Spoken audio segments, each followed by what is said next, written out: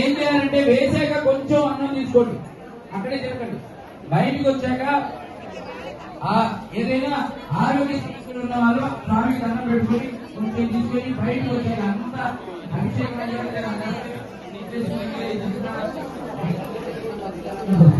కాబట్టి ఏం చేయాలంటే కొంచెం అన్నం పెట్టుకొని బయటకు వచ్చాక అందరు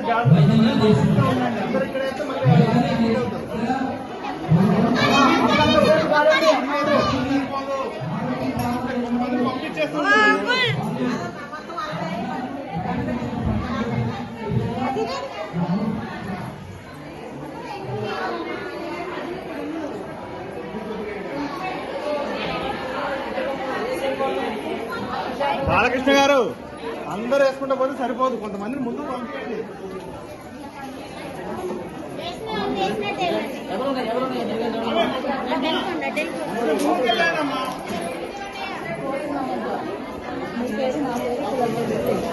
తర్వాత